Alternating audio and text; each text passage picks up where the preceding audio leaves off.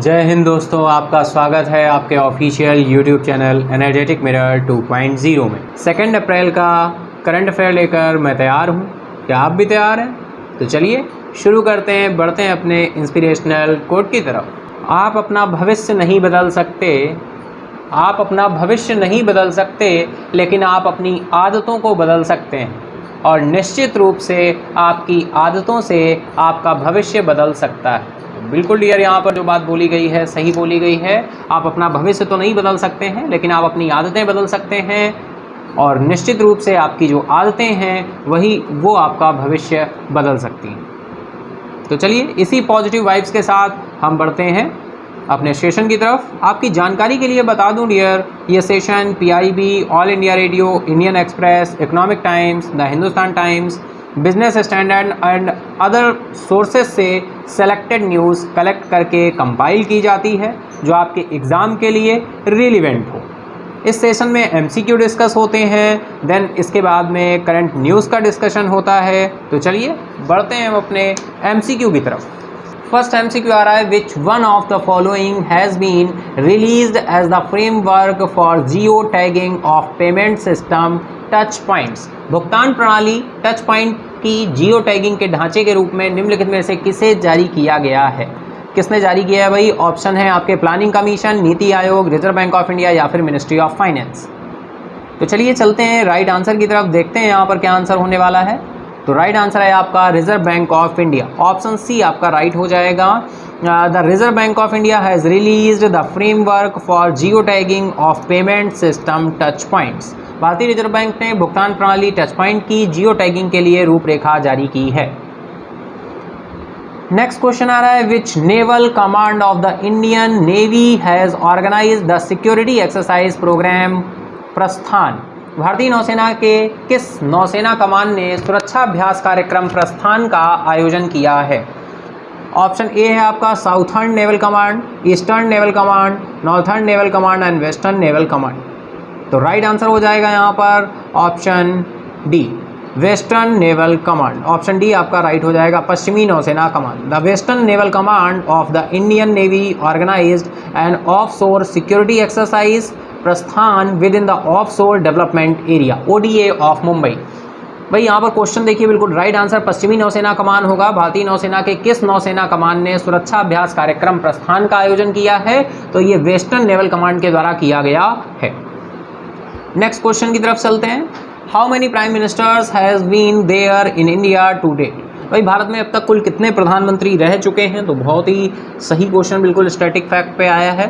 16, 11, 14 या फिर 12। तो राइट आंसर है यहाँ पर डियर आपका ऑप्शन सी 14। ऑप्शन सी आपका राइट हो जाएगा। भारत सरकार सभी पूर्व प्रधानमंत्रियों के जीवन, समय और योगदान को प्रदर्शित करने के लिए सभी 14 प्रधानमंत्रियों के जीवन, समय और योगदान को प्रदर्शित करने के लिए एक संग्रहालय स्थापित कर रही है। The government of India is setting up a museum of all former prime ministers to showcase their life times and contribution will showcase the lifetimes and contributions of all 14 prime ministers. Next question आ रहा है आपका, the world bipolar day is being celebrated on which date. विश्व ध्रुवीय दिवस किस तारीख को मनाया जा रहा है? 1 अप्रैल, 28 मार्च, 30 मार्च या फिर 29 मार्च। तो राइट आंसर यहाँ पर हो रहा है आपका ऑप्शन सी 30 मार्च आपका राइट आंसर हो जाएगा।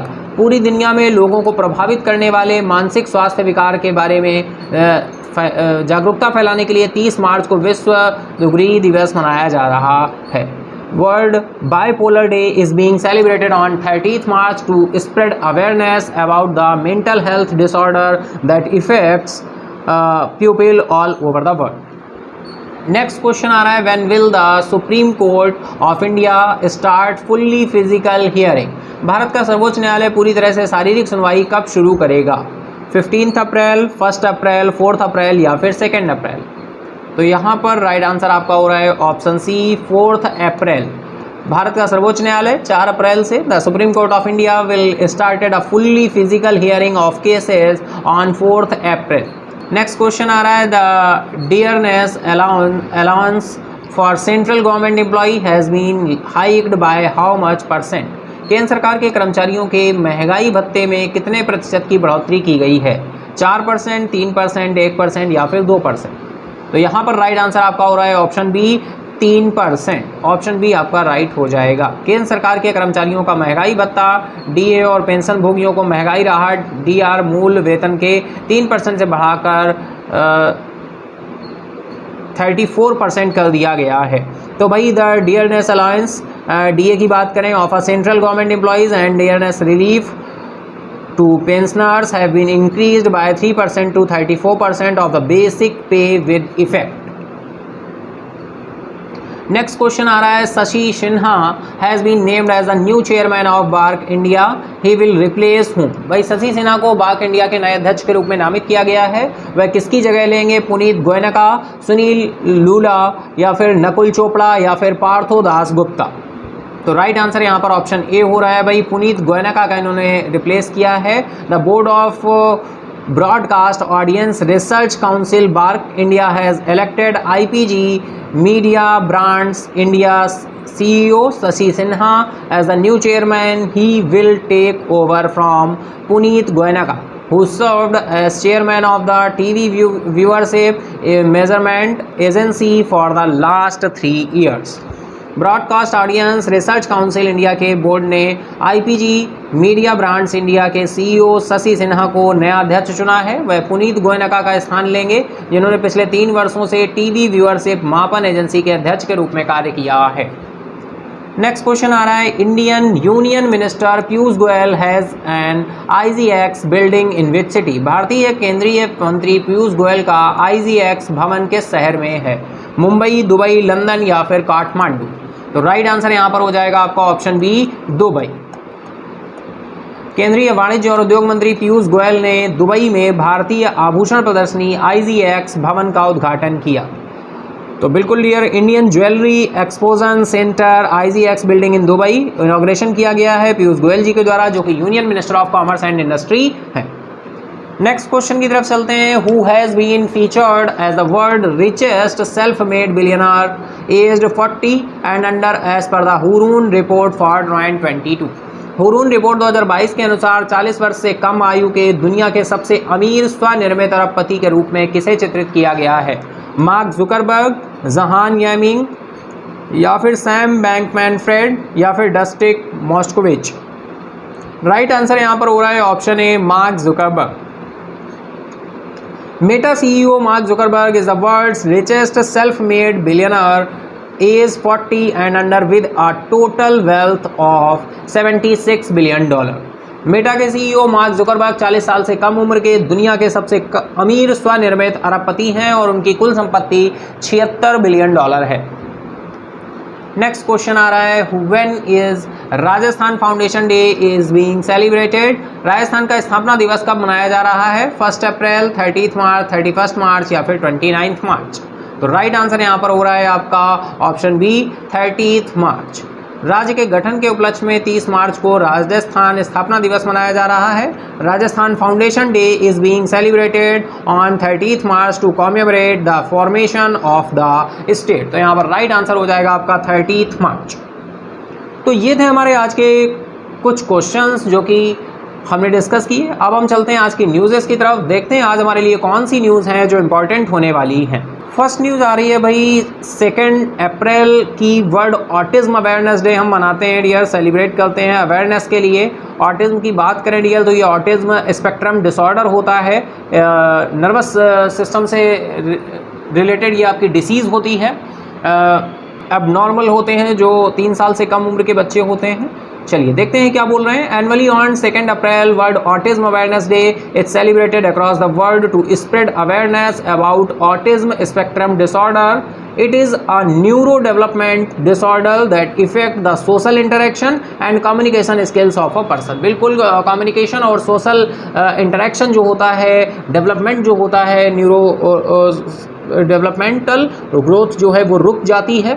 वही यहाँ पर बोला गया है 2022 में डियर, अगर हम बात करें वर्ल्ड ऑटिज्म अवेयरनेस डे का क्या थीम रहा है तो थीम है डियर यहाँ पर inclusive quality education for all. सभी के लिए समावेशी गुणवत्तापूर्ण शिक्षा, inclusive quality education for all. Dear, जैसा कि आप सभी को पता है डायरेक्टली एग्जाम में हमारा पार्ट बनता है कि भाई ऑटिज्म अवेयरनेस डे कब सेलिब्रेट किया गया, यानी डे पूछा जाता है और इसके बाद में आपसे पूछा जा सकता है कि इसका थीम क्या था। तो थीम है inclusive quality education for all.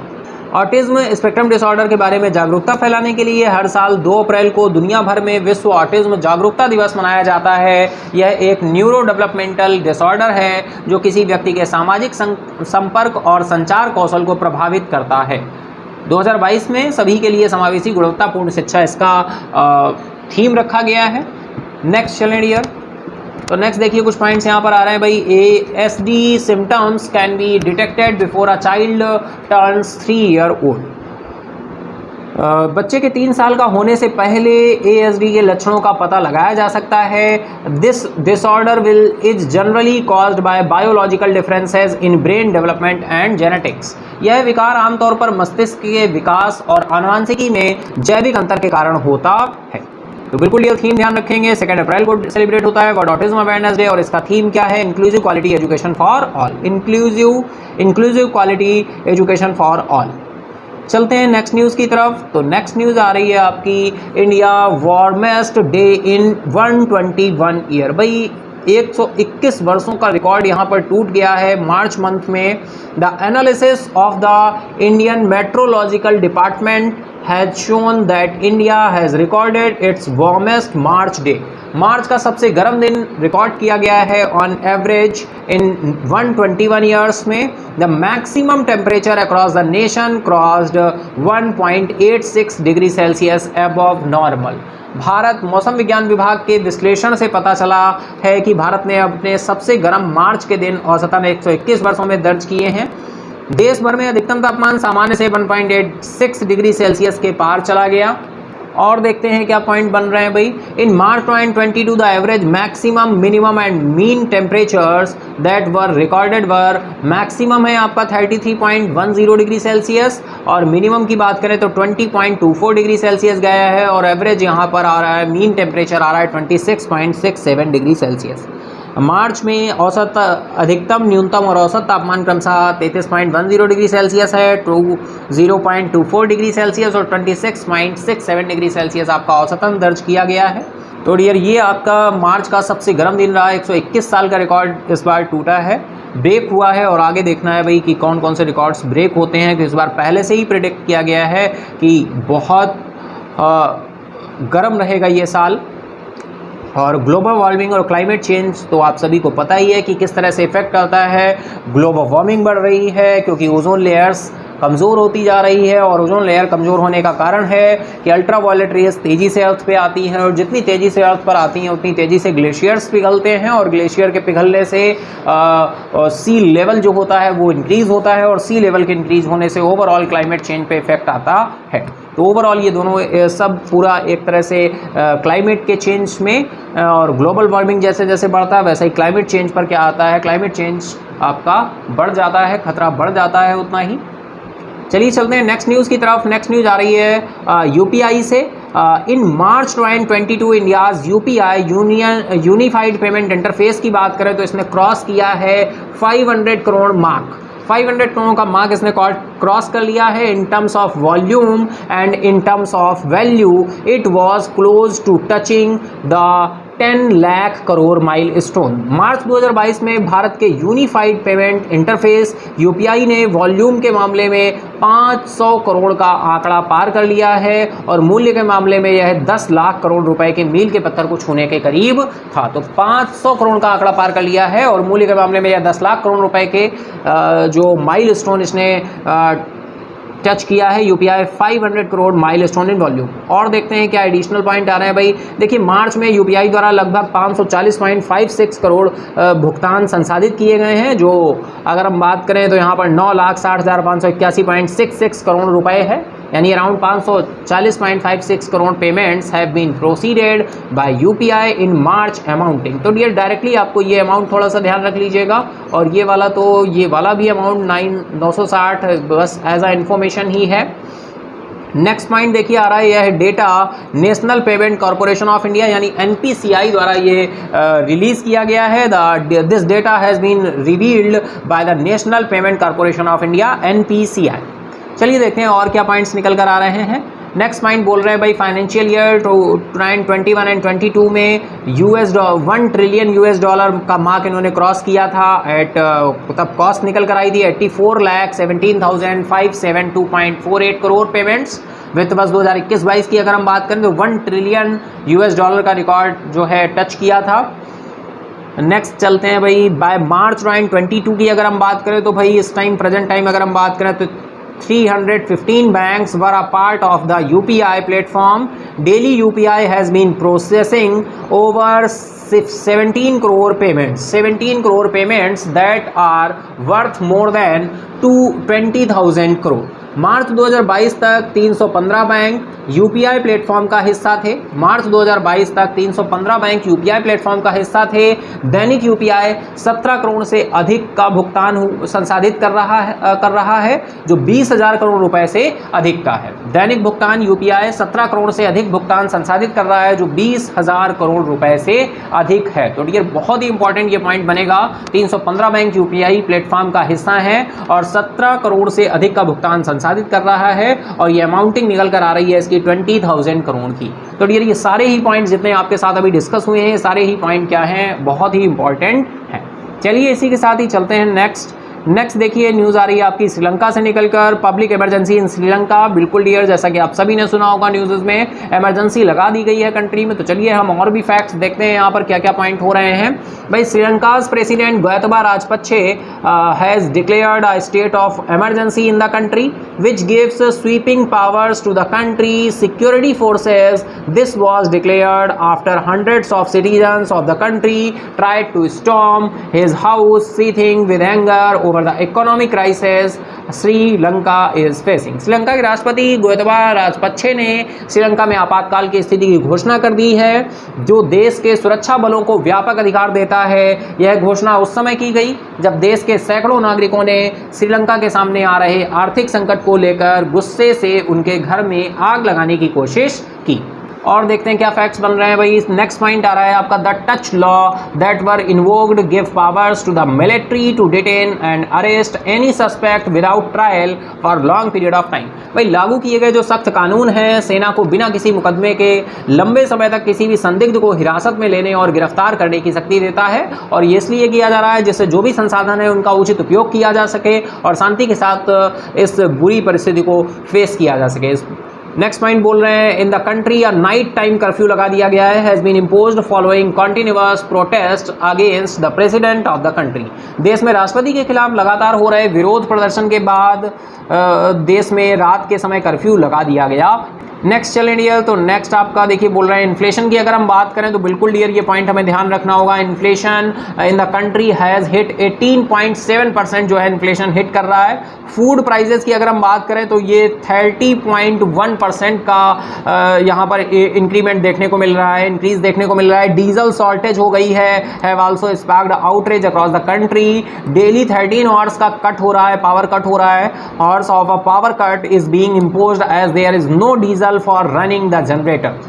देश में महंगाई 18.7% पर पहुंच गई है। खाद्य कीमतों में 30.1% की वृद्धि हुई है। डीजल की किल्लत ने पूरे देश में कोहराम मचा दिया है। जनरेटर चलाने के लिए डीजल नहीं होने के कारण रोजाना 13 घंटे बिजली कटौती की जा रही है। और नेक्स्ट ईयर अगर हम बात करें श्रीलंका की तो द स्टेट रन हॉस्पिटल्स जो हैं उनको country are also facing shortage of life saving medicine. जीवन रक्षक जो दवाएं हैं उनकी शॉर्टेज हो रही है। The International Monetary Fund has been approach किया है, श्रीलंका ने इंटरनेशनल मॉनेटरी फंड को has been approached by the government while more loan have been asked for from India and China. देश के सरकारी अस्पताल भी जीवन रक्षक दवाओं की कमी का सामना कर रहे हैं। सरकार ने अंतर्राष्ट्रीय मुद्रा कोष से संपर्क किया जबकि भारत और चीन से और कर्ज मांगा गया है। तो डियर इस तरह की कुछ पब्लिक इमरजेंसी चल रही है श्रीलंका में, जैसा कि मैंने आपके साथ डिस्कस किया। ये जो इन्फ्लेशन वाला पॉइंट है ये आप ध्यान रखेंगे, 18.7% का हिट देखने को मिला है। फूड प्राइसेस में आपका 30.1% का हिट देखने को मिला, और IMF से गुहार लगाई है श्रीलंका ने कि इस परिस्थिति में उनकी कुछ हेल्प की जाए, और भारत और चीन से भी और कर्ज मांगा गया है, और पहले भी हम बिल्कुल हेल्प करने को तैयार हैं, और इसके साथ ही फिर से ये डिमांड की गई है। तो चलिए चलते हैं नेक्स्ट न्यूज़ की तरफ। नेक्स्ट न्यूज़ आ रही है भाई ऑस्ट्रेलिया से आ रही है। ये इंडिया और ऑस्ट्रेलिया का एग्रीमेंट हुआ है कुछ, तो चलिए देखते हैं किस तरह के एग्रीमेंट्स यहाँ पर देखने को मिले। India and Australia economic cooperation and trade agreement यहाँ पर देखने को मिला है। An economic cooperation and trade agreement has been signed between India and Australia. Under this agreement, Australia will be providing duty-free access for over 95% of Indian goods like leather, textiles, sports products and jewelry in its market. Bharat और Australia के बीच एक आर्थिक सहयोग और व्यापार समझौते पर हस्ताक्षर किए गए हैं। इस समझौते के तहत ऑस्ट्रेलिया अपने बाजार में चमड़े, कपड़ा, खेल उत्पादों और आभूषणों जैसे 95% से अधिक भारतीय सामानों के लिए शुल्क मुक्त पहुंच प्रदान करेगा। नेक्स्ट चलें डियर, तो यहाँ पर देखिए देखने को मिल रहा है Australia minister for trade, tourism and investment Dan Tehan and Piyush Goyal commerce and industry ministry हैं जो inked in India and Australia economic cooperation and trade agreement via virtual ceremony. Virtual ceremony देखने को मिली ऑस्ट्रेलियन मिनिस्टर डैन टेहन और commerce and industry minister India की तरफ से पीयूष गोयल जी की, और Indian prime minister Narendra Modi and Australian prime minister Scott Morrison भी इस मौके पर मौजूद थे, were also present during the signing of this agreement. Next चलें तो देखिए यहाँ पर बात हो रही है this newly signed agreement will help to take the bilateral trade between both countries to 45 to 50 million from 27 million US dollar से बढ़कर ये 45 से 50 मिलियन डॉलर तक पहुंच जाएगा। तो डियर बिल्कुल ये सही जो अमाउंट है ये हमें ध्यान रखना होगा थोड़ा सा, कि अभी तक अगर हम बात करें इस एग्रीमेंट में ये टारगेट्स रखे गए हैं कि 27 बिलियन का US डॉलर का हमारे बीच में ट्रेड था, और अब ये 27 से इंक्रीज होकर 45 से 50 मिलियन US डॉलर तक बढ़ जाएगा आने वाले 5 सालों में। यह नया हस्ताक्षरित समझौता है दोनों देशों के बीच द्विपक्षीय व्यापार को अगले 5 वर्षों में 27 मिलियन अमेरिकी डॉलर से 45 से 50 बिलियन अमेरिकी डॉलर तक ले जाने में मदद करेगा। नेक्स्ट पॉइंट देखिए बोल रहा है कि India is the 9th largest trading partner है, 90 नंबर का लार्जेस्ट ट्रेडिंग पार्टनर है इंडिया ऑस्ट्रेलिया का। While for India Australia take 17th rank among the trading partners in 2021 bilateral trade between both countries in services and goods amounted 27.5 billion dollar अमेरिकी dollar. भारत ऑस्ट्रेलिया का नवा सबसे बड़ा व्यापारिक भागीदार है। भारत ऑस्ट्रेलिया का नवा सबसे बड़ा व्यापारिक भागीदार है, जबकि भारत के लिए ऑस्ट्रेलिया व्यापारिक साझेदारों में 17वां स्थान रखता है। 2021 में सेवाओं और वस्तुओं में दोनों देशों के बीच द्विपक्षीय व्यापार 27.5 बिलियन अमेरिकी डॉलर का था। तो डियर ये आपका जो न्यूज़ रहेगी ये फाइनल आपका इंडिया एंड ऑस्ट्रेलिया से रिलेटेड जो एग्रीमेंट है हमारा economic cooperation and trade agreements का, तो ये न्यूज़ हमने देखी। और आज के लिए इतना ही, ये न्यूज़ेस थी, बहुत इंपॉर्टेंट न्यूज़ यहाँ पे सेलेक्ट करके दिया लाया गया और बहुत ही स्पेसिफिक पॉइंट ऑफ व्यू से इसको डिस्कस किया गया है। तो आज के लिए इतना ही, तो ये था हमारा आज का सेशन। आई होप आपने न्यूज़ को एंजॉय किया होगा। इसी के साथ ही save water, save trees, save life, save earth and save nature. अगर नेचर सेव रहेगा तो आप और हम भी सेव रहेंगे। अगर आपने सेशन को एंजॉय किया है तो लाइक करें, और अगर अभी तक सब्सक्राइब नहीं किया है तो सब्सक्राइब कर लें। अपने दोस्तों के साथ, फ्रेंड्स के साथ शेयर करना ना भूलें। PDF के लिए डिस्क्रिप्शन बॉक्स में टेलीग्राम चैनल का लिंक मिलेगा। टेलीग्राम पर सारी PDFs अवेलेबल हैं, आप वहाँ से PDF ले सकते हैं। Thank you everyone. Have a nice day.